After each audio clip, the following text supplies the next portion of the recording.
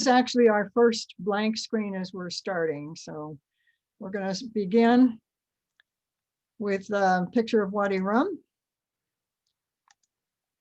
And actually, we're starting with Jordan. So my friend Felicity and I flew down from Tel Aviv and were met by the Israel tour company that we booked through. And they took us across the border where we were met by the Jordanians who took us up to the town of Petra.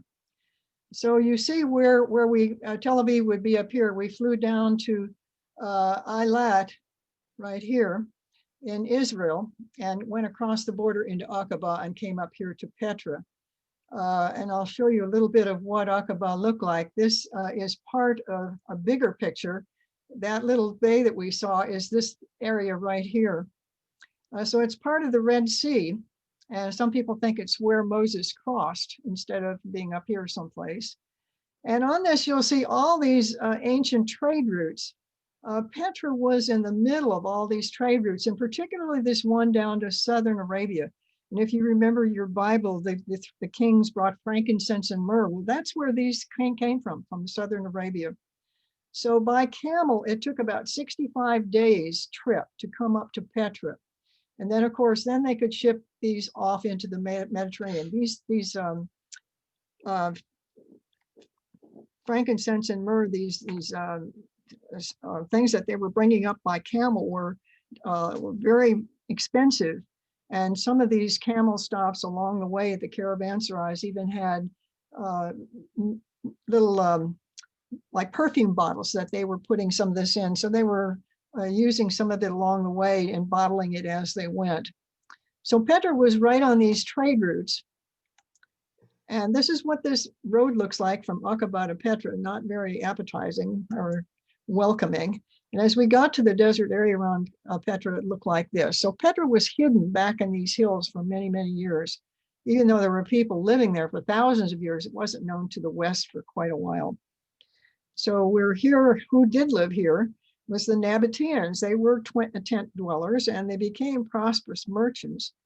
As time goes on, we have some writings from early Romans who wrote about them maybe year 100 and said, oh, these are rich people. And of course, they were charging a fee for these caravanserais and for the camel caravans to pass through. So they were collecting tolls and became very wealthy.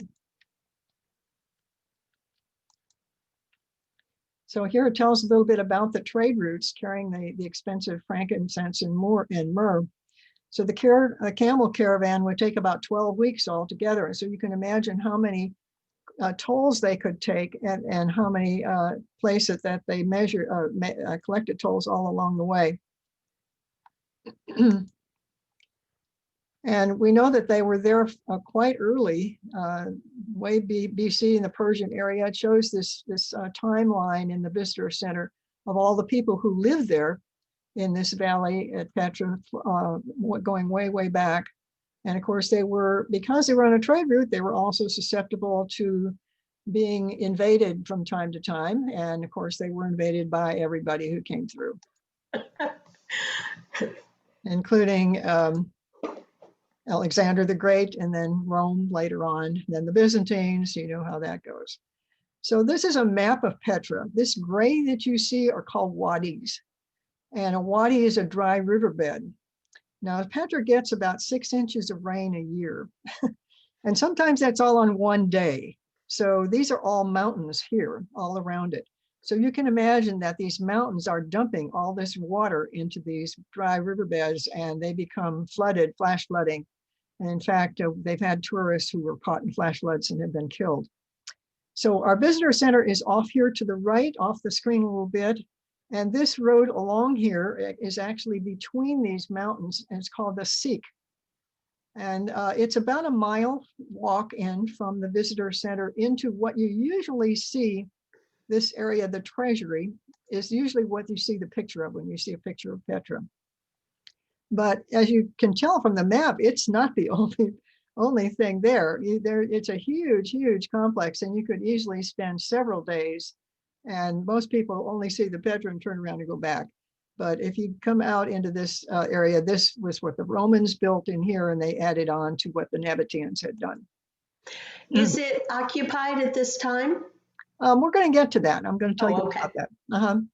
The theater would be where we're going to round the corner into this open area, and then we're going to see along these big cliffs for the tombs. Now, what we're going to be looking at is all tombs. They were not homes, but we'll see where the people lived and where they are now. So these were tombs of some of the big rich people, I suppose, or fancy people. And as we came out into the colonnaded street, that would have been Roman. And there's a big temple, a freestanding temple here. And back into here, you're going to see some facilities for the travelers here now, some restaurants and restrooms. Way back up in here, up into the mountains, about 5 miles, is what's called the monastery. It was not a monastery, it was in another tomb, just a name for it. This right here would be 800 steps up. So you can go by donkey about this far, and then the donkeys can't go any further. And this is on the side of a mountain, by the way. And you can climb up here, but that's a full day trip. And Felicity and I decided not to do that and to just spend the day that we had, which was about from 10 a.m. to 6:30 p.m. Because we did stay in the town. We were able to stay there till it closed in the evening, just to wander around here. And we probably walked about 5 miles altogether. So this is at the visitor center. I love Petra, and beginning our walk down the Seek. And you see the lady in the green shirt, that's Felicity. Follow the lady in the green shirt. And as we got into the canyon, it did become narrower as we went on, and we saw lots of these little carts. And they're driven by Bedouins, who were the ones who lived in the area after the Nabateans. And they do come through these canyons with a big clip, and you just better get out of the way, even if it's narrow. We had a few previews of some tombs and some writing on the walls as we went through. Now, the big question everybody asks is, what about water? If they're in the middle of the desert, what did they do for water? And the water is just one of the miracles of this place. It's established about the time that they were doing all this carving of these tombs. So in order to be able to stay there, they had a very elaborate water system. It's been a UNESCO World Site since 1985, and 2007 is voted one of the 7 wonders of the world. And you can see why when we get to some more pictures. So developing this water system, or the hydrology, which is the system that they use for water, they did use dams and cisterns. They trapped any drop of water that came. They had an elaborate system of aqueducts. And here's kind of a plan of where all these things were. You may have heard of the Spring of Moses. This was clear up in here, and this is up in the mountains, and about 5 miles down to the center of the city. And you'll see what they all were. These the little blue dots that you see were springs. They had dams that they could trap water underneath when they did have rain, and cisterns and reservoirs at all these little things, and about 125 miles of pipes. There's a big underground cistern right at the treasury in order to not have that carving in the get flooded out. So they did have aqueducts that were set in these. That water didn't run right in these pipes. There were pipes, ceramic pipes, that were joined. There were pieces that had joints in them, and they were carried at a 4-degree slope for the water. Now, the hydrologist that looked at this water, the archaeologist hydrologist, saw these little pieces. They came up with the ceramic pipes. They could find those, and they tried in the lab to see what slope they needed to have the water go where they wanted it to go. And they tried a 6-inch slope, a 6-degree slope rather. They found that the water bunched up and broke through these little joints at the ceramic pipes. So they knew it couldn't be 6 degrees. And then they tried 4 degrees, and that flowed just perfectly. It didn't hit just the top of the pipe, but it had a nice even flow. And guess what? That's what those Nabateans used, a 4-degree slope. So they knew way back then, before the time of Christ, that was the best slope to carry the water where they wanted to go. So you'll find cisterns all the way through. And our guide's showing us things, including some interesting rock formations as we walked here through the Seek.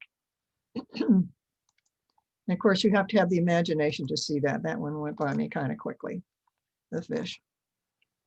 So we're walking up close to getting our first glimpse of the treasury. And if you've seen pictures of it, you probably see it just in between these two walls on either side. And here it's coming up. So the facade of this is about 80 feet across and 127 feet tall. That's about twice as tall as the faces on Mount Rushmore, just to give you an idea of the scale.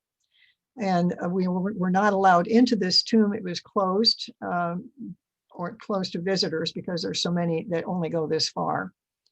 But there is an open space around it, and you can go in other tombs, and there are quite a few of them. And they were carved into the rock. It's a porous rock, a sandstone. And of course, archaeologists have been wondering all along, they couldn't have used scaffolding because there's hardly any wood in the area. It's all desert. And how in the world did they carve these? And they finally figured it out, and it was really ingenious. What they noticed was that there was one started that hadn't ever been completed.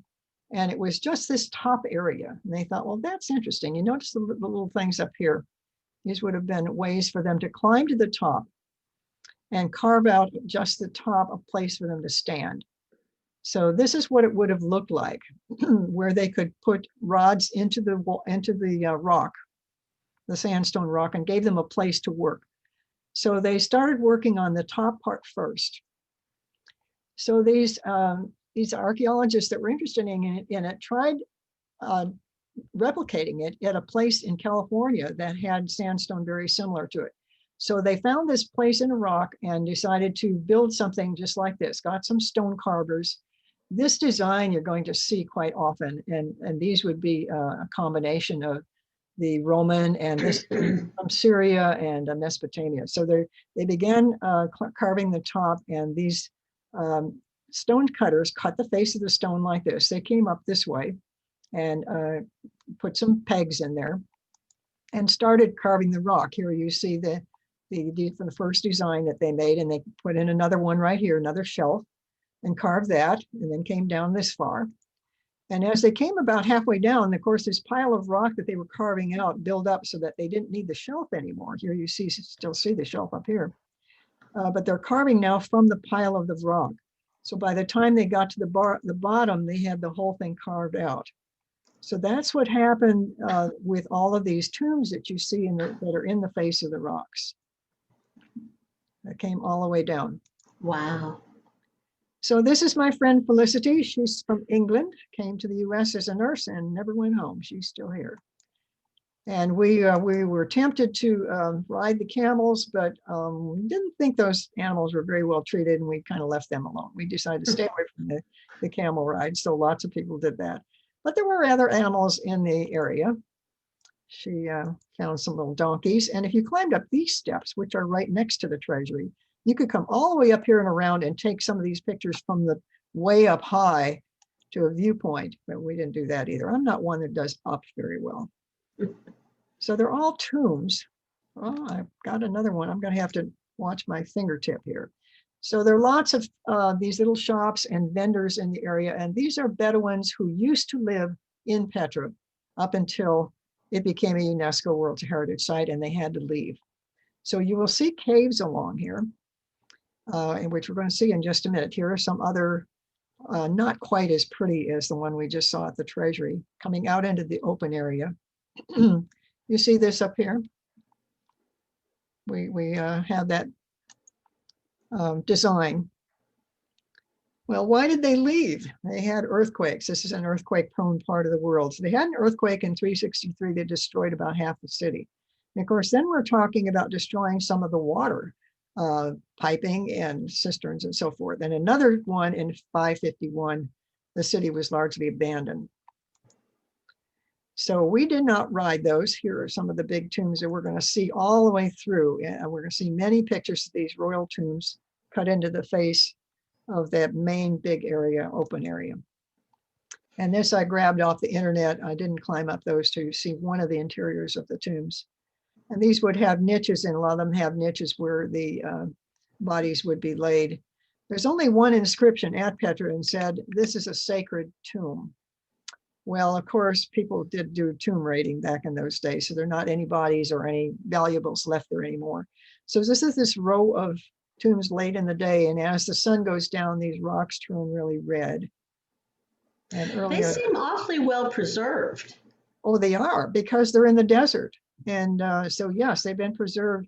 These date back probably before the time of Christ, to at least 2,000 years, maybe a little bit longer than that. So there are people going up into those. And some of the other features you'll see are these that are taken from the Egyptian. They were very eclectic in their architecture. They borrowed from everybody. The pillars, of course, from Greek and Rome, the pediments, and these being from the Egyptian. And you'll see at the pediments very often these little urns at the top, which is a Persian feature. So their architecture is very interesting. Since they were on trade routes, they knew all these different kinds of architecture. So here we're coming up to the theater, which is just at the end, around the corner from the treasury, coming out into the big open space, the big open wadi. Here we're seeing some of the caves. Now this is where the Nabateans and then the Bedouins lived. And as the Bedouins lived there, they also started making you would say improvements to the caves, like doors or windows or carpeting. And when they turned into a UNESCO heritage site, they all had to leave. And they were, the UNESCO's society built a little village for them, not far away, not very nice homes, but maybe 1 and 2 bedroom little homes in a village. So they're all still together and they're about a mile away. They do have the access to all the vending in this area. So if you come close to this theater, it is more the Roman style, and it did seat a lot of people. So how many people lived at Petra? About 20,000 to 30,000. That's not counting these caravans that came through. So they had a population where they had enough water for everybody all year round. But these caves where the Bedouins lived are just scattered all through here. Here you see a longer view of the theater. Popped up again. So Petra was, quote, rediscovered again. Of course, people who lived there knew it was there. It wasn't that it disappeared and nobody was there. There were people living there, people living in the caves, even after all those earthquakes. But a Swiss explorer came through. He'd heard about it. People heard about this magic place, and he came in 1812. So then it was kind of opened up to the rest of the world, and they started coming. So in 1985, they were asked to leave, and all these caves then were put back the way they were. They took down the doors and the showers and what else they had put in. There's an interesting book if you like this region called Married to a Bedouin. And it's a fascinating account of a lady from New Zealand who came and married this fellow right here, who was one of the Bedouins who lived there. And I want to read you a little bit about the book because we read it on the way there, and it really made our trip to Petra so much more interesting. So this is what it says on the back cover. It says, "Where are you staying?" the Bedouin asked. "Why not stay with me tonight in my cave?" He seemed enthusiastic, and we were looking for adventure. Thus began Marguerite van Geldermalsen's story of how a New Zealand-born nurse came to be married to Mohammed Abdullah Othman. She was there with a friend, backpacking. A Bedouin souvenir seller from the ancient city of Petra in Jordan. It was 1978, and she and a friend were traveling through the Middle East when Marguerite met the charismatic Mohammed, who convinced her that he was the man for her.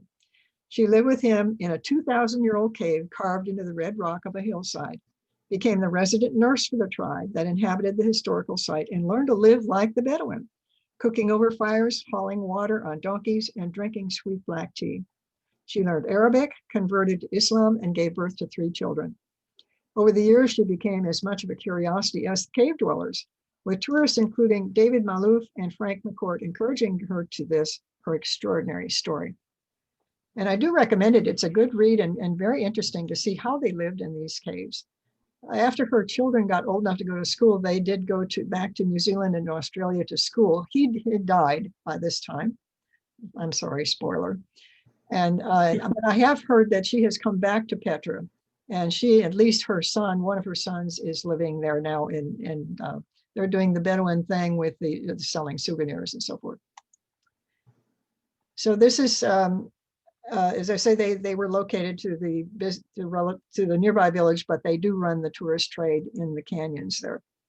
So this is where you would go if you were going up to the monastery, up these steps on one of these donkeys, clear up into as far as you can see. All day trip. And that's pretty much the way you want to go, is by donkey, but it is pretty harrowing, I have heard. And when you get there, the monastery, this is an artist's view of it, a painting of it. And you notice that it is not cut into the rock, it is freestanding at the top. And if you see pictures of the treasury in the monastery, that's really how you can tell them apart. And this is the way it looks today. And I did not see this. I got this off the internet, somebody else's picture. But look at the size of the people compared to the size of the rocks.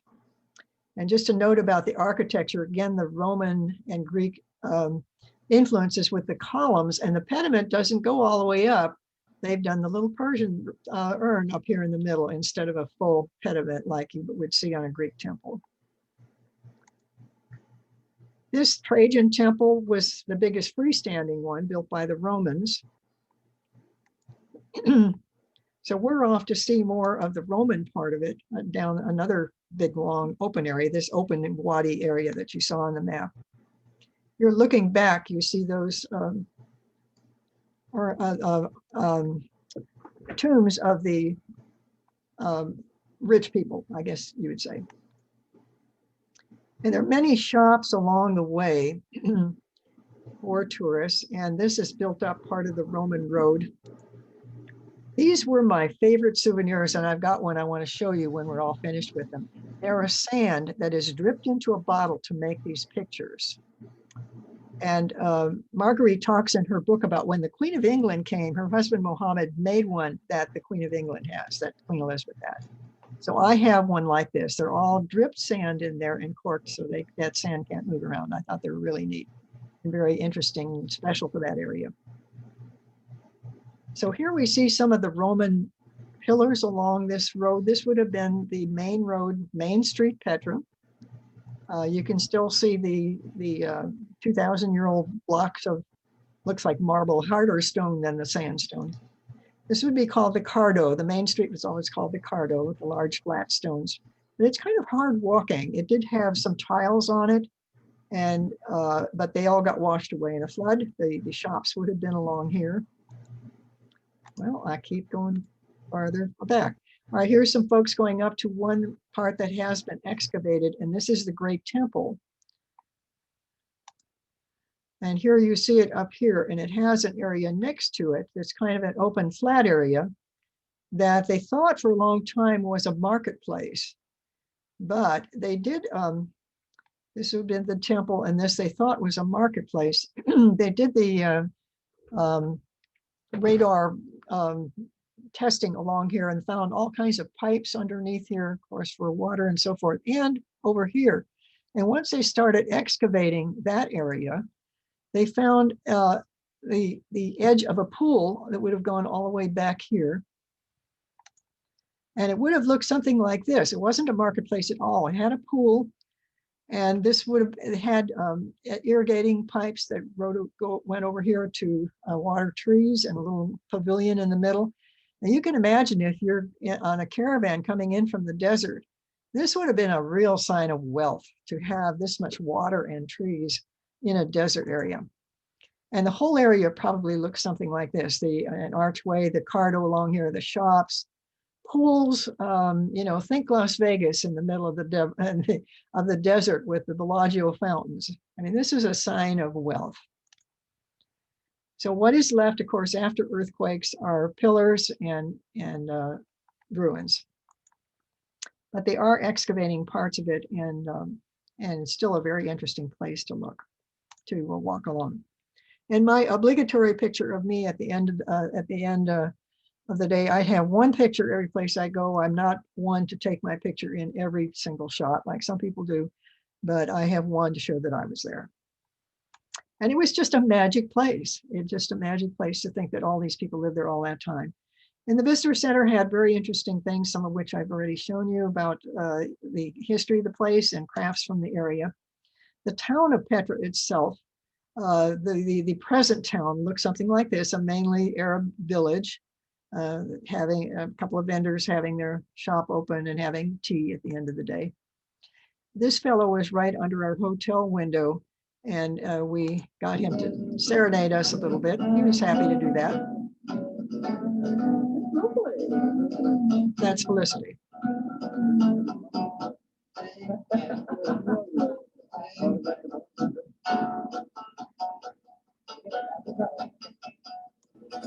So moving right along, our next stop the next day was to go down to Wadi Rum in Jordan, south of Petra, between there and Aqaba. So we stopped to pick up more passengers. This was a little day trip. They were going to take us all the way back down to the airport. We stopped to see these people here. You see those hills where Petra is back here from the bank. So we're approaching the Wadi Rum Desert area, and this has no poles. These are just along the road. Once we get into the desert, you won't see anything. No roads, no CVS on the corner, no nothing. So we picked up our guide, another Mohammed, very common name. And there's some villages along there. There are Bedouins living in this area as well. Did not go into this visitor center, but went straight into the four-wheel drive trucks and got out into the sand. So here we are. You can pretty much go off-road anywhere you want, but there were tracks that obviously people have been out into. And the mountains along there, it was just sand and mountains, but the mountains were all different. It's kind of interesting, worn by erosion from wind. Not very much vegetation, a little bit, and so there were some camels and goats. And several movies were filmed in this area. The Martian, Raiders of the Lost Ark. We remember the scene from at Petra and also back farther down this road. Lawrence of Arabia. Really wild, desolate area. You're just miles from anywhere. It looks like you're on another planet. Of course, in The Martian, it was on another planet, right? So a little bit of vegetation, and we found a place to stop for lunch where Mohammed was going to cook us lunch. So it had to have a place where there was a little bit of firewood, not very much. Here's our helper who is cutting some brush for his little tiny fire. So we had lunch right there, spread out under a blanket. And here they are spreading out for us under a covering.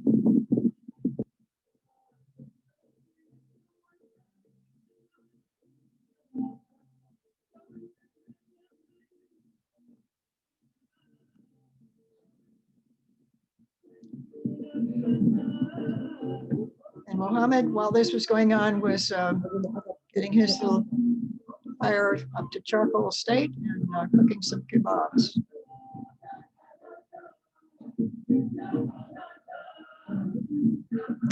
Felicity.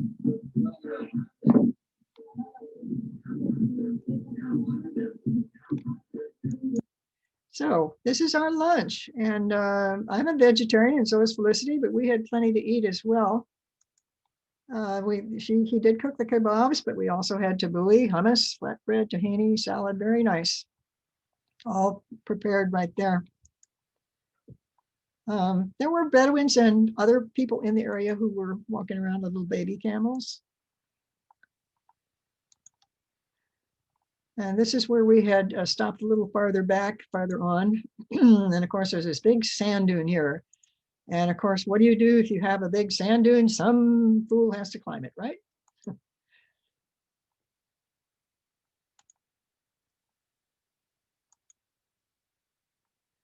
Little excursion or a party was getting ready to go.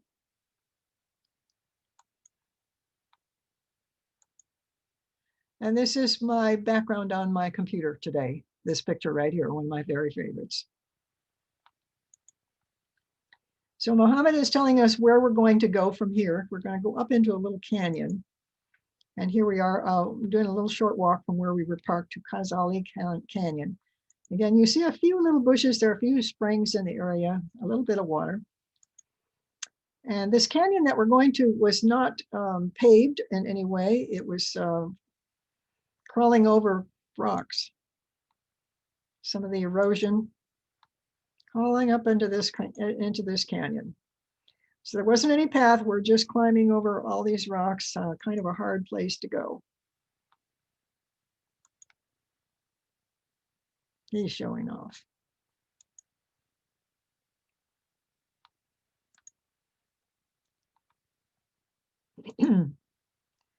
There are people who stay overnight. As I was saying, we stayed in the town. But if you want a desert experience, you can book one of these hotels. They're tents, and they feed you, and just like Muhammad did, and you can spend the night. And of course, it gets pitch black. There are not any lights for miles. And some of the people we saw, of course, had been staying. This was another, quote, hotel, another desert hotel. And of course, we always exit through the gift shop, right? These are some examples of the Bedouin dress. We saw some in a place we went, a Bedouin home in Israel as well on our tour. And some of the things you can buy made of metal and ceramics, and of course the rugs. So if you're in the market for a prayer rug, it's the place to go. And our flight back out of there, again, you see the aridness of that region.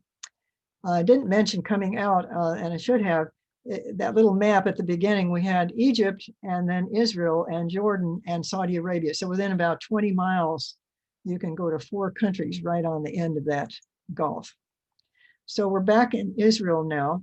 We had a flight back that was in a rainstorm, actually. Our flight was delayed. One of those 6-inch rains, actually it was a 9-inch rain, came through there. Petra was closed the following day because of flooding through there and through the Jordan Valley. And I heard that 9 people were killed in the Jordan Valley through the flash flooding. So we get out of there just in time. Overnight, a slow overnight, like 2 hours sleep. And on my day trip, Felicity went on home, and I took one little day trip up to Haifa, which is where we are now in the northern part of Israel. So this is Haifa at the top of the mountain. If you remember, again, hearing Carmel Mountain or Carmel Mountain in the Bible, this is where we are, on top of Carmel Mountain, the main gate on the Louis Promenade. Looking down, this is what we saw. So this is the shrine of the Bab right here. And we're going to see more of it. Our little tour only stopped long enough for us to do the first part of a 3-section garden that runs up this hill. And it's one of 2 major Baha'i centers, the other one being in Accra. So if you're a Baha'i started in Iran, Persia, which is now Iran, but they were driven out of there, not in keeping with the Muslims, and driven out, and their 2 main holy places are in Israel. So the Bab was the first person who began this religion. The second is Baha'u'llah. So this particular one tells you more a little bit about Bab. He was only 31 when he already had about 10,000 followers, and he was persona non grata and executed. So he's known as the forerunner of the Baha'i faith, and the Baha'u'llah was the founder of it. So Bab was buried here in 1909 in a different place. This was not yet built. And again, I borrowed this off the internet because I wasn't able to come down this far, since my bus would have left without me. This is what it looked like when it was completed in 1935, started in 1928. His grandson was also involved in the design of it and funded by Baha'is all over the world. So this was where this picture was taken at the beginning, where I showed you the Louis Boulevard looking down. And I'm going to come back to this picture in a minute, but take a look at it. This is the first section. There's a flat section, the second, and the third section up this hill. So this is what it looks like now, looking up from the bottom. Here's where we were at the top. I'm going to look back again. Look at all the difference it's made with all the landscaping. It's beautifully manicured. Baha'is take care of it. There are these concentric circles. And a really gorgeous garden. It's on about 200,000 square meters, and I can't tell you mileage on that. It's nearly a kilometer top to bottom. And there are wooded areas on the sides of it where there are small animals and kind of keeps you away from the urban noise. So this is on the sides of it, up at the upper part of it. The pictures that I took coming up, the terraces coming up the hill. You can see how beautifully manicured all these gardens and grass are. Here you look out into the port of Haifa. So the shrine is not open to those who are not in the Baha'i faith. It's not a church or a temple. It's a gathering place. And this is the open area or the flat area right next to it. And this is an aerial view. It goes over a road, which you can't see from the top or the bottom. You have to be there. And the Bab is buried here. This is where his mausoleum is.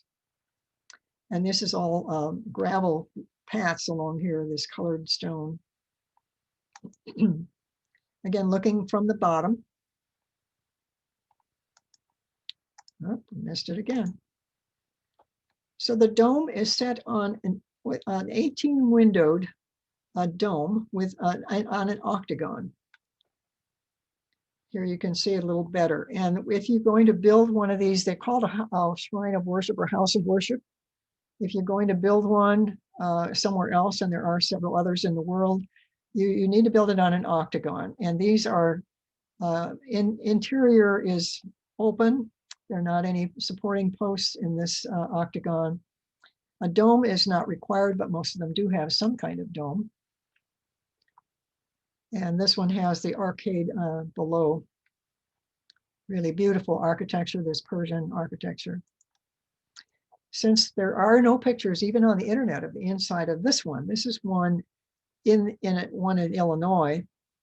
You can see kind of the same windows section that they would have here, with the octagon here and the windows above. So this is probably something like what it looks like. There are no pictures allowed, no statuary, no altars. If they meet, as it looks like they're going to here, they have a portable lectern that they bring in and out.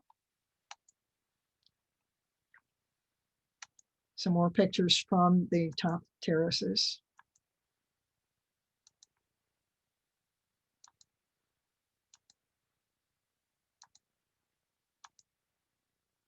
So restoration was made and completed in 2011, started in 2008, and the gardens right around the house of worship. And this also became a World Heritage Site in July of 2008. This is the way it looks lit at night. Just a word about what Baha'i is. It's a religion. Teaches that there's only one God, and he's revealed himself to humanity through a series of divine messengers, including Abraham, Krishna, Zoroaster, Moses, Buddha, Jesus, Muhammad, and Baha'u'llah was the last one. They consider him the last messenger of God's word. And they believe that their purpose in life is for each individual to develop their spiritual and moral qualities that lie at their core. And Baha'u'llah is referred to as the human being as a mind rich in gems of inestimable value.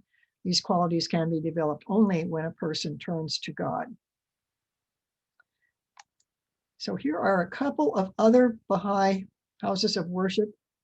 I was corrected when I showed it to the Friendship Force that it is not in Linden, Illinois. It's on Linden Avenue. And I'm sorry I've forgotten the town, but it's near Chicago. I'm going to have to look that up again. So this is not correct, what I found. But look at the variety of ways that you can build an octagon and a dome. All very different, but all Baha'i house of worships around the world. And then there's smaller temples, of course. There's even one in Dallas here. So I thank you for coming along with me to Petra and Wadi Rum and to Haifa to see the gardens. And I loved having you travel with me. Mary, that was great. We probably have a few questions. I'd be glad to answer those too. Let me get out of screen sharing and come back to you. If I can, exit. Okay, exit through the gift stuff. Sure. There we go. All right. And I'm going to come back to my gallery view. If you are not on that, you might want to do that too. Yeah, I'm open to questions. What would you like to know about it? I hope I can answer them. Well, I would like to make a comment. That was very nicely done, Mary. Thank you. And we're also Friendship Force members and have really enjoyed Friendship Force, but we have also used it in conjunction with Evergreen. Yes, So yes, I have myself. they work together. Yeah. And where are you from, Margaret? Where are you from? Utah. Where in Utah? Utah. I live in Mill Creek, basically Salt Lake City. Okay. All right. Good to know. Yeah. That's Anybody the else? only chapter we have in Utah is in the Salt Lake City area. Okay. Yeah. Who else had a question? You know, we have a bunch of chat Are there some questions. Yeah, let me look at the chats and see if got questions here.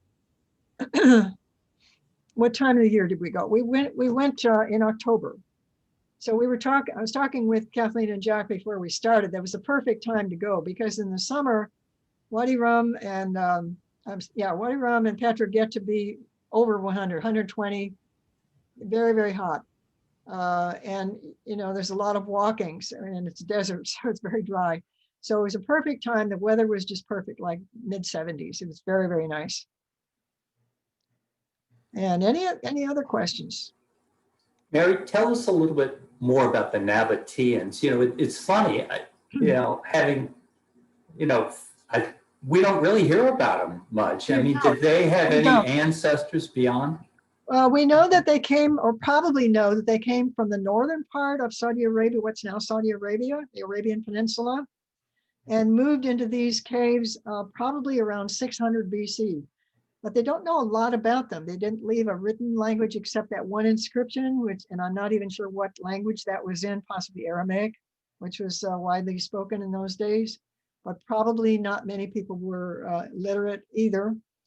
But yet they had such an ability to plan these caves, the tombs, and to do this carving and figure out how to build the water system at about the same time as they were doing carving. They think that was all done within about 100-year period. So obviously they were from some very smart engineers and hydrologists who could work with these water systems to figure this all out, because they were supporting, as I say, up to 20, 30,000 people at their peak, which meant like every person got about 8 liters of water, what could have up to 8 liters of water a day all year round. So to be able to supply water for that community and visiting places, you know, they were really, really very, very smart. And they lived in the caves. When Marguerite lived in the caves, her husband made a few modern alterations for her. He put in a shower and some extra rooms so that when they had children, he carved out some separate bedrooms for them and all. And they had to leave it. She was sorry to leave it when they had to move into just a plain little old place. Probably the only thing she didn't miss was the bathroom, the leaves or whatever, and behind a tree kind of thing. But yeah, her story is very interesting. I hope some of you get to read it. So we know so little about them, only what they left us in the stone. And the fact that these along the caravan trips, caravan ways, that they were collecting tolls and left things there, you know, the archaeologists have found. So at the time of World War I, like the Lawrence of Arabia time and all, was there a city there still? There were Bedouins living there. There were Bedouins living there. They're native to that area. And they moved into these at some point. We don't know what happened to the Nabateans, if they left or if they are the ancestors of the Bedouins that are there now. There's just so much we don't know because nothing was written down for so long. We know that they were there when the various invasions came through, and the Romans came through, and the Greeks came through, and everybody came through there. So there were people living there then. But yes, they were able to. I have a couple comments. I'm sorry. Go ahead, Dorothy. Go ahead, Dorothy. Yes. First of all, I never get tired of Petra. I have been there 2 times myself, Yeah. and your presentation taught me still filling in a bunch of the gaps. The first time I went, well, my husband and I went, just the 2 of us, on a private self-planned trip. And we had a whole day, and we ended up walking out at closing time. And the second time was we were on a cruise, and by the time we got from the port to there, we were with the mobs and had to leave early to make so that wasn't very good. I don't recommend that. Right. But I do want to share one of the Bedouins when we were walking out that first time, and it was closing, and I'm not sure the year. It might have been 13 or 14, and we had climbed up to go up to see way up high to where the fields were and so on. And a lady was walking down as we were walking down, and we were seeing the drawings and so on that were in in the rock. And we saw the farmers bringing their goats up to take them to pasture for the fall and so on. But she walked down with us, and she walked, in fact, that whole mile back to the start, conversing with us and back and forth. She didn't speak very good English. I didn't speak any of her language, but we communicated well. And when we got back, I wanted to give her a tip. I wanted to give her some money for all the things that she had shared with us. She was a Bedouin. And she would not take anything, but I hope I can show you these. Hope they show up in, can you, let me get it over here. Tell me what they are. See? Well, tell me what they are. They are coins, made out of stone. And she said, and I really believe her, that these were from the Nabatean time. She said they were pre-Roman. And she was one of the vendors way up that was selling. And I wanted to pay her for these. Yeah. She would not take anything. And it's one of my most prized treasures. Whoops, as I drop one into my, from that whole trip. And the ones we met too were so nice. And the one who entertained us in Israel on our tour was so nice too. And their crafts are just beautiful. A lot of the red weavings and things. I asked her, I said, have you ever traveled anywhere, or do you have any dreams of traveling anywhere? As she was sharing about her life of taking care of her mother and sisters and so on back in this city. And after she had been relocated, and she said, she just lit up like flashlight, spotlight.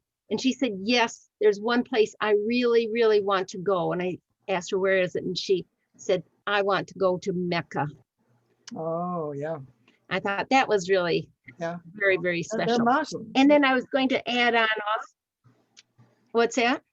I said they're Muslims. So yes, they would want to go to Mecca. Yes, that was her dream for her life, her lifetime dream. And then the other thing is, when we were in Haifa, we did stay. I don't know if it was with the Evergreen or whether it was with Affordable Travel, because we're members of both travel clubs. And so I looked up, and they're no longer in there, but there is the person that's in northern Israel is in the same town as what our hosts are, but our hosts were elderly at the time, so I have a feeling that they are no longer hosting. But we went over and saw what you had showed us in Haifa, and we, again, like you, could not go into it, but we saw it from the ground. So I don't want to take up any time. Yeah, thank you, Dorothy. We've got a couple other questions people wanted to get in. Oh, I wanted to show you too that little bottle that I have. Yes. Oh, yeah. See, so I have one of those that you saw in the picture. And it's just sand that's dripped into this bottle. Can you imagine making that? Okay, all right, another Can, question. can I show you? We have a very similar one, Ah, you got one too, yes. but look at this. It has an extra, On top, He- it's Uh-huh. closed it note. has our name Oh, neat. before he filled it. Yeah. Oh, yeah, that's cool. Wow. I think David had a couple of quick questions. Where's David? David, want to unmute? Caller's here. You still here? Yeah, I sure am. Oh, there you A are. couple of questions. What type of money was used at Petra for your souvenirs? What did they accept? They took dollars. They got a lot. American dollars? Yeah. They'll Oh. take euros or dollars. Yep. Oh, okay. And could the people in Petra or Haifa understand your English? Yes. Actually, everyone spoke English very well. That's their business. So. Yeah. Gotcha. Did And you of course- have concern for your safety? Marguerite was from New Zealand, so her children were bilingual, and she learned Arabic. Did you have any concern for your safety in any of these areas? Not at all. I felt very safe, both in Israel and in Jordan. Israel was full of security everywhere, airport security, across the border. Everyone was very, very kind. I did not feel at all afraid going. No. Did you have to get any type of special visas or anything like that Yes, for both. Mhm. for both? And going through the Israeli company to go to Jordan, they took care of all of that, took us to the border, gave them all of our stuff, made sure we were okay, handed us off. And, they had that all right down. They do that every day. So, it was very smooth. Great, thank you. Mhm. Jack had a question. Was there a sandstorm like in the movie Lawrence of Arabia? Did you see any? Not while we were there, but there was a huge storm. As we were crossing the border, we went back to catch our plane back. Our plane was actually about 9 hours delayed. But as we came out, there's like a no man's land between where the border crossing is in Jordan and where it is in Israel. You have to walk about a block like on concrete. There's absolutely nothing there but concrete to get into the next one. And the sky was black and it was thundering and lightning was about to rain any moment. And I thought, we're with our suitcases, all of our luggage. And I'm thinking, oh, please don't open up right now. We got in the van and it started pouring. And people were even driving up on the sidewalks and on the grass because it's flooding through the streets. That flood that I was telling you, where people were killed that day, actually. So we got out of there just in time, and it delayed flights. And it was an old airport that was leaking. They had buckets, and there was not enough seating for everyone. Yeah, it was not a fun night. We got back into Tel Aviv like 5 o'clock in the morning, and my tour started at 7. So I didn't even go to bed. They were down at the bottom. Yeah, we were supposed to get in like 5 the night before. That didn't happen. But yes, Wow. So no, there wasn't any sandstorm. It was rain actually. So we have just a couple more minutes. Anybody else have something they're dying to ask or say or comment on? There was another question on the chat about does receiving an UNESCO heritage site designation always evict the locals? Does it what the locals? Evict, like they moved them out of the caves?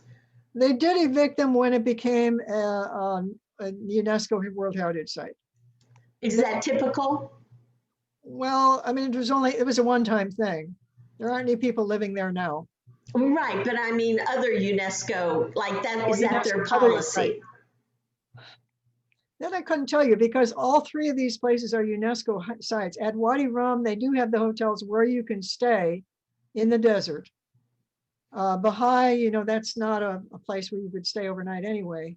Right. There isn't anyone living there. I think it would depend on the site. At Petra, though, they don't have people living in the caves. They had to leave. They had about a year's notice. They were not happy about it, but it wasn't going to work for them to be living there and have visitors there too. Right. Right. The the first time I was there, the people were still living in Petra. Yeah. And it was so fun to see, you know, they were living. You could see them, the little stores where they Yeah. had the things. I remember one shop had these gigantic containers of oil Mhm. and brooms that they were selling. Yeah. And then last time when John and I went, the first time was in 1984. And then John and I were there, I can't remember, 7 years ago maybe. And of course, nobody was living there, and I didn't realize that then. It had totally changed, but still a wonderful place to go. It is. So it's 85 when they moved everybody out. Yes, yes. So they were all living there just before. Yeah, just before you were there. 85. Yeah, it's just a magic place. I mean, you look around and they're like 2,000 feet canyons and mountains around you, and it's just one of these places you've heard about and seen pictures of all your life, and it says, oh my God, I'm here, you know. It's really an awesome experience. It really is. Just a magic place. The camel ride was not an unpleasant ride at all. I found the camel, and it started, you know, like horses going home, they go faster, and it had a nice stride. It was good. Well, the decision not to ride the camels was Felicity's. Apparently, she has ridden camels before, and it has not taken a liking to camels. So, but the interest of full disclosure, I might say that we did take coming back, you know, it's almost 6:30, time to close down. And we were about at the treasury coming all the way back from that Roman area. And we did take the pony cart, but I closed my eyes the whole time and hung on for dear life, because he went as fast as he could go, galloping down that canyon over those rough rocks. And it was a ride, I'll tell you. We did do that and paid that little guy for his ride. Maybe that little donkey was ready to call it quits for the day. I don't know, but he was in a hurry. This is one other souvenir I got, of a little camel carved out. Is that out of stone, the sandstone? It's wood. Wood. This is wood. Okay. Mm-hmm. That's nice. Souvenir from Petra. Mary, go ahead, Sandra. Yeah, I just wanted to say a couple of things. One is that it is quite easy once you're in Israel to get these short tours. Yeah, it is. When we were there, it was before it was UNESCO. You could go to Egypt as well. And at the times of year, we went in December, which was amazing because of that's when I went to Egypt too. Yeah, and we actually had a snowstorm in Israel, which was shocking because I didn't snowed there. But when we went in March, the desert was in bloom, and I didn't know it did. So that was pretty exciting. The memory of all the places we're in the world, and people always ask me, what surprised you the most? And I think it was, you're taking the walk from the entrance, you're in this canyon, all you've seen is, like you see, you've only seen dirt, desert, rock, and you're just walking down a little canyon path, and it's not and it's getting smaller and smaller and smaller. It looks like it's going to end. And there's that little slit, and you don't realize how little that slit is, so nobody could kind of find them. They really hid themselves well. And you look through the slit, and there's an entire city. And that was one of my OMG moments of all my travels, just looking through that slit and seeing an entire city behind it. Yeah, it opens up into an open area. And even that's not a large area. There's this larger area, you know, down a little farther, which I wasn't aware of really until a couple of years ago, that there was more to Petra than just the treasury. And of course, it wasn't a treasury. That was named by Westerners, or a monastery. They weren't that, they were tombs. But yeah, it's just an amazing place. I think that they built all this stuff, and with what kind of tools they had, you know, just hand tools, and in a desert, it's just really an amazing place. I love to think about, you had mentioned that the engineering that these people knew about so long ago. Yeah. That's just fascinating to me. So it's actually after 7. And so I need to thank you, Mary, so much. It was really a fabulous presentation. Well, I hope you'll come back too for some of the US ones I'm going to do. I'm going to do Birmingham in a couple of weeks. And I know we're planning on Yes. Cincinnati and other ones from Friendship Force trips. And so Yeah. a lot of ones that you can go in your car, and places you didn't even Exactly. know were there. Well, I hope you come back and join me again for some US travel. Well, thank you all very much, and we will see you next week. Have a good time. Bye-bye. And if anyone wants to just stay on the line and chat, we can, but we need to, punctually end the meeting. But thank you, Mary, that was really great. That was a really great presentation. It was my pleasure. Any trip that I enjoy, I like other people to enjoy it too, even if they can't go in person. Oh, so does Felicity go on a lot of trips with you? That's the first time we've traveled together. She was my partner in Israel as well on the Gate 1 tour. Oh, okay. She had a different host in Netanya. They lived across the street from us, so I saw a lot of her there. But she's a good friend, and we do concerts and things here in Dallas. We're buddies too. Oh, she lives here in Dallas? She lives in Dallas, yes. Oh, wonderful. Mm-hmm. Okay. Well, so let's see. Does anybody else have any questions regarding the presentation? Or does anybody want to share anything about their Thanksgiving? Now that most of the people are gone, I could tell you the other terrifying story. Oh, you have terrifying stories? Yeah, well, we were on this tour with a very small minivan, I don't know, maybe 8 people minivan.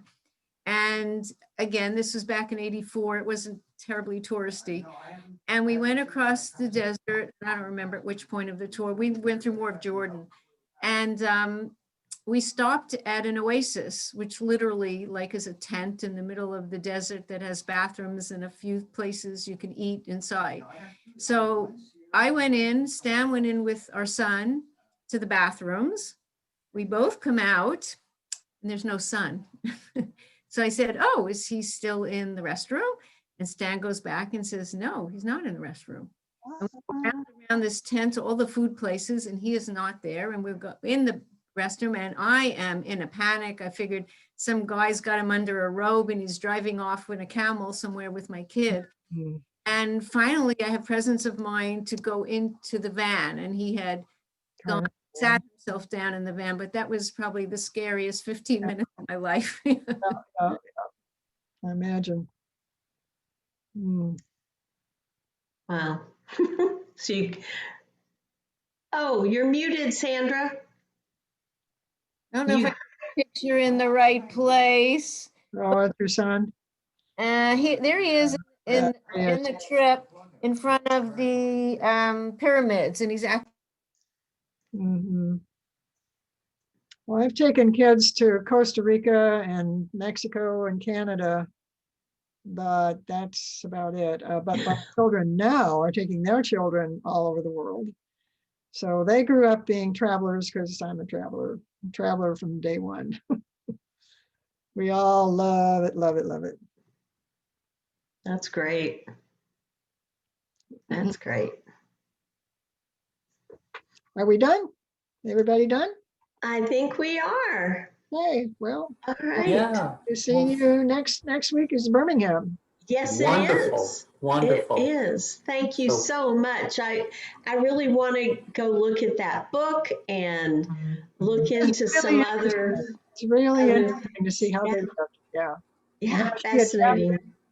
Being a Westerner, how she adapted to that. It wouldn't have been my life, but no. He was a handsome dude. What can I say? And it was the 70s, so. She was a free spirit, yeah. Oh, gosh. All right. Well, thank you, everybody. Have a good week. See you again. Bye-bye. Bye.